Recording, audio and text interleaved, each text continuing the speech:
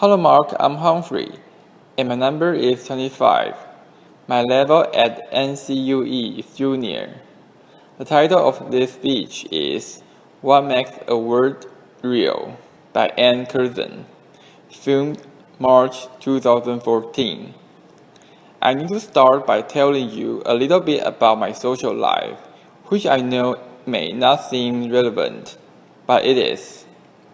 When people meet me at parties and they find out that I'm an English professor who specializes in language, they generally have one of two reactions.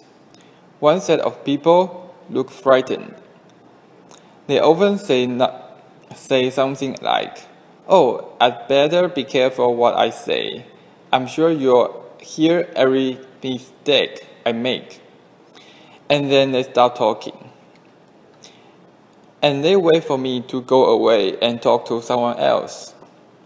The other set of people, their eyes light up, and they say, You are just the person I want to talk to. And then they tell me about whatever it is they think is going wrong with the English language. A couple of weeks ago, I was at a dinner party and the man to my right started telling me about all the ways that the internet is degrading the English language. He brought up Facebook and he said, "To defriend? I mean, is that even a real word?" I want to pause on that question. What makes a word real? My dinner companion and I both know what the verb different means. So, when does a new word like different become real? Who has the authority to make those kinds of official decisions about words anyway? Those are the questions I want to talk about today. I think most people, when they say a word isn't real, what they mean is, it doesn't appear in a standard dictionary. That, of course, raises a host of other questions, including who writes dictionaries. Before I go any further, let me clarify my role in all of this. I do not write dictionaries. I do, however, collect new words, much the way dictionary editors do. And the great thing about being a historian of the English language is that I get to call this research. When I teach the history of the English language, I require that students teach me 2 new slang words before I will begin class. Over the years, I have learned some great new slang this way, including hangry, which is when you are cranky or angry because you are hungry, and adorable, which is when you are adorable in kind of a dorky way. Clearly, terrific words that fill important gaps in the English language. But how real are they if we use them primarily as slang and they don't yet appear in a dictionary? With that, let's turn to dictionaries. I'm going to do this as a show of hands.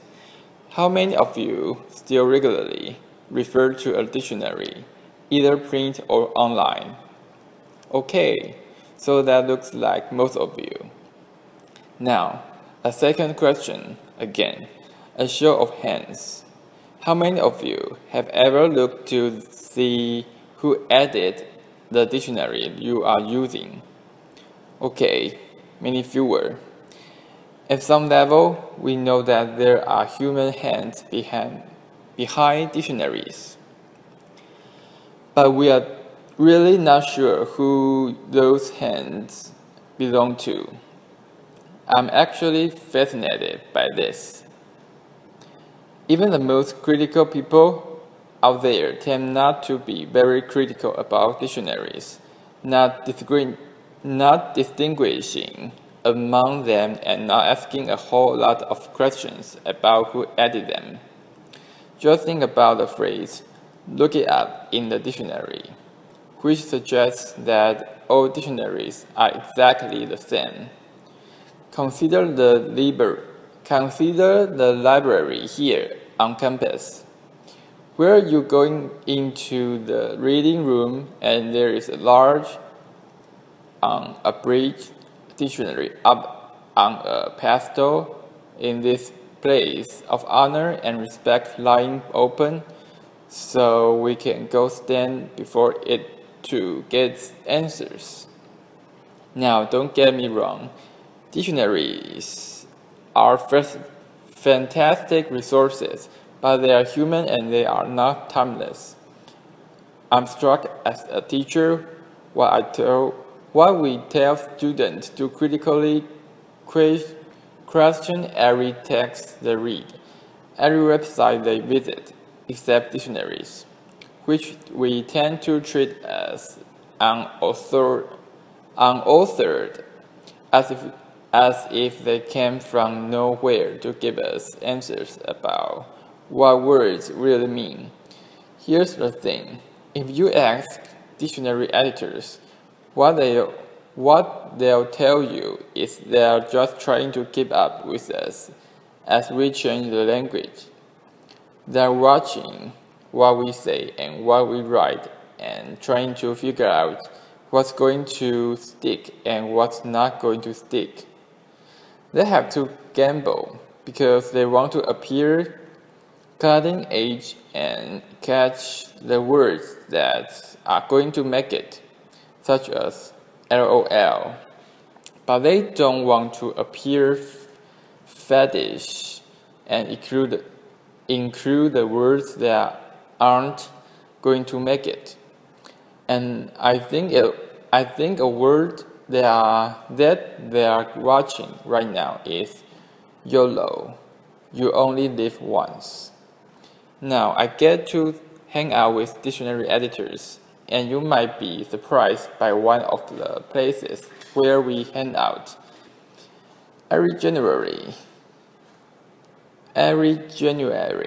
we go to the American Dialect Society annual meeting, where among other things, we vote on the word of the year.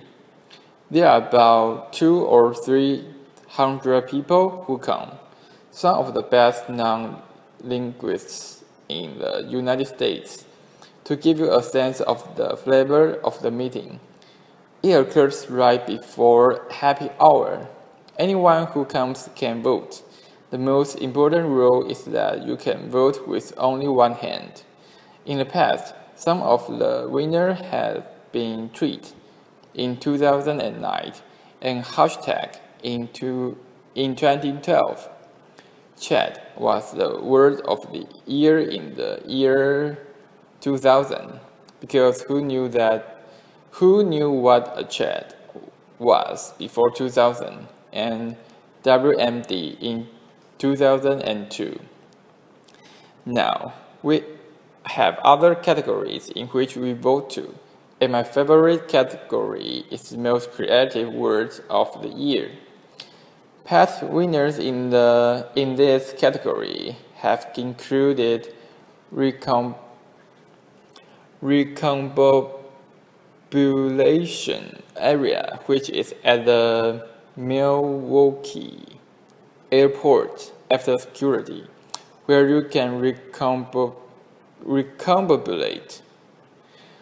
You can put your belt back on, put your computer back in your bag, and then my all-time favorite word at this vote, which is multi-threading.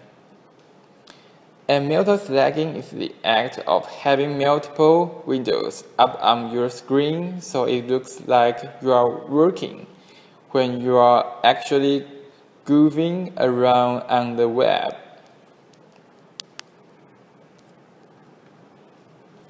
Well, all of these words stick. Absolutely not. And we have made some questionable choices. For example, in 2006, when the word of the year was Pluto, to mean demoted.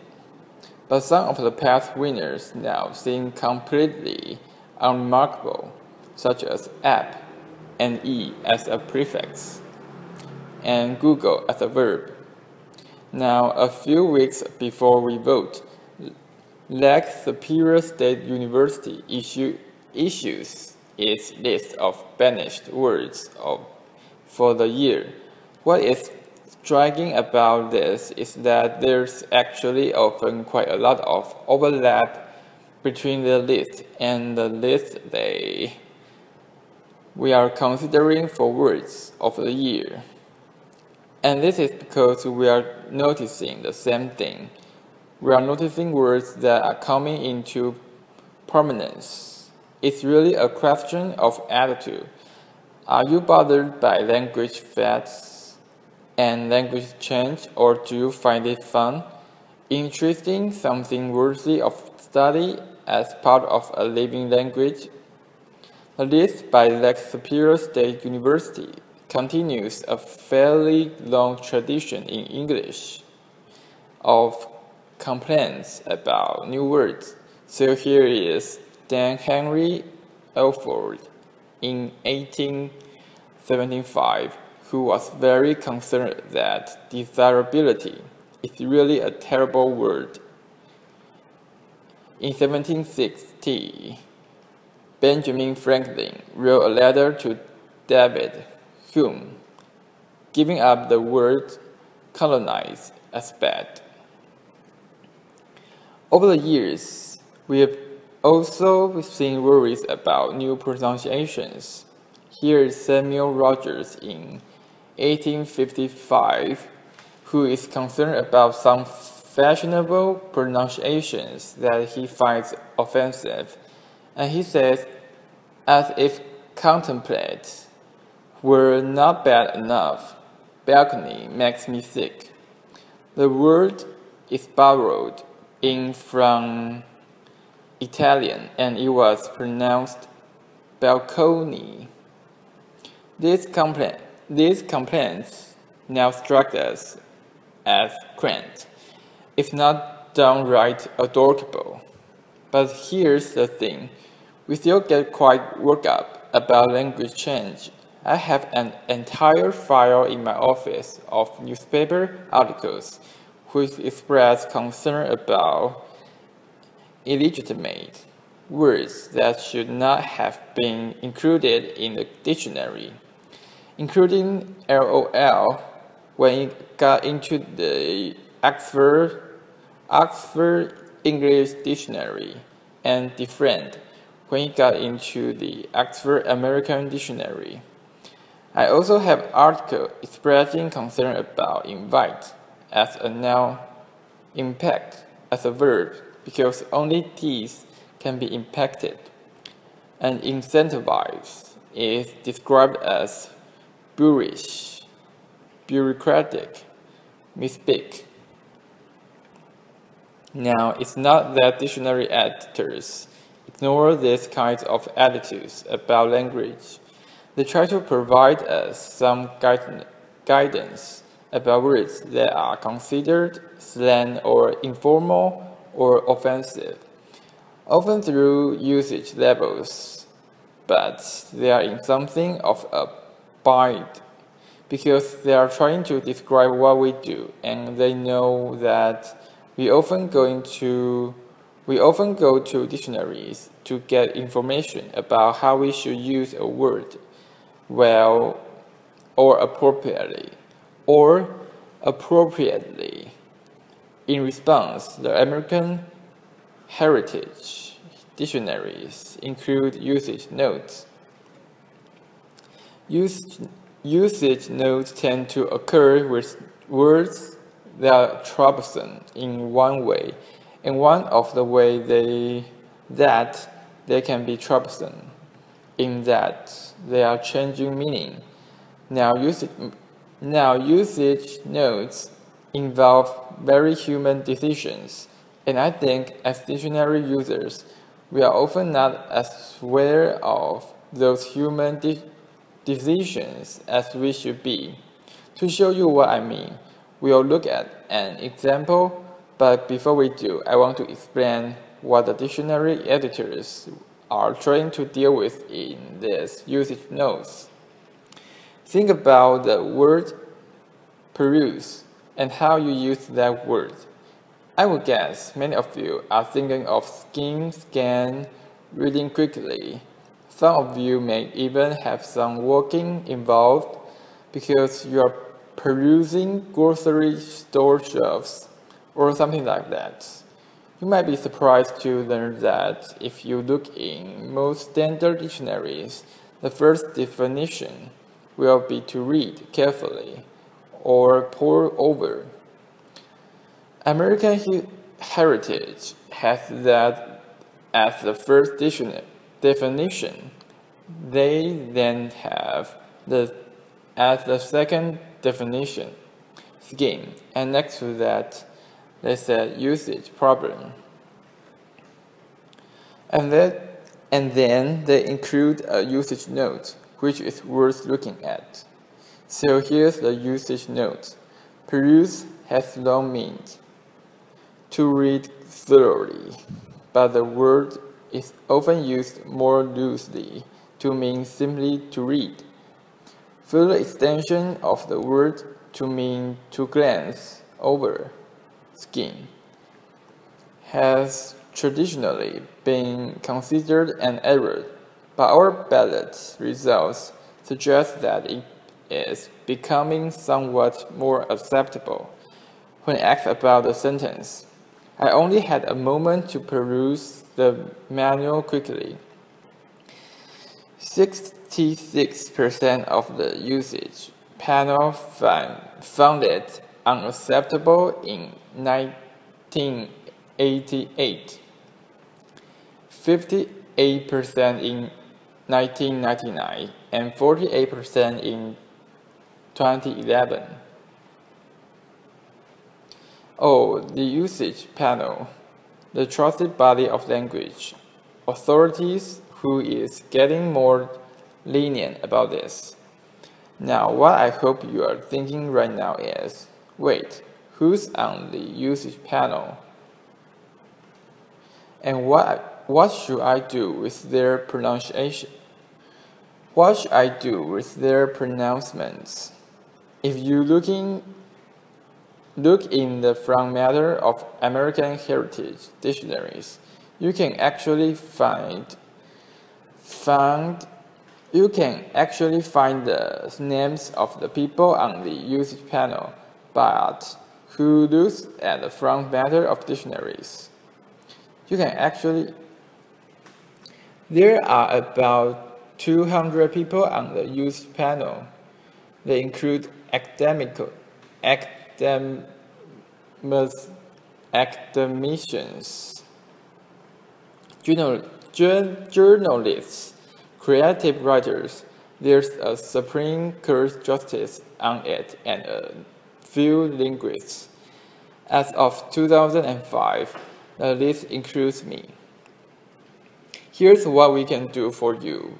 We can give you a sense of the range of opinions about contested usage. That is, and should be the extent of our authority. We are not a language academy. About once a year, I get a ballot that asks me about whether new uses, new pronunciations, new meanings are acceptable. Now here's what I do to fill out the ballot. I listen to what other people are saying and writing. I do not listen to my own likes and dislikes about the English language. I will be honest with you. I do not like the word impactful, but that is neither here nor there in terms of whether impactful is becoming common usage and becoming more acceptable in writing prose. So to be responsible, what I do is go look at usage, which often involves going to look at online databases, such as Google Books. Well, if you look for impactful in Google Books, here is what you find. Well, it sure looks like impactful is proving useful for a certain number of writers and has become more and more useful over the last 20 years. Now there are going to be changes that all of us don't like in the language. There are going to be changes where you think, really? Does the language have to change that way? What I'm saying is, we should be less quick to decide that change is terrible. We should be less quick to impose our likes and dislikes about words on other people, and we should be entirely reluctant to think that the English language is in trouble. It's not. It is rich and vibrant and filled with the creativity of the speakers who speak it. In retrospect, we think it's fascinating that the word nice used to mean silly, and that the word decimate used to mean to kill one in every 10. We think that Ben Franklin was being silly to worry about notice as a verb. Well, you know what? We are going to look pretty silly in 100 years for worrying about impact as a verb and invite as a noun.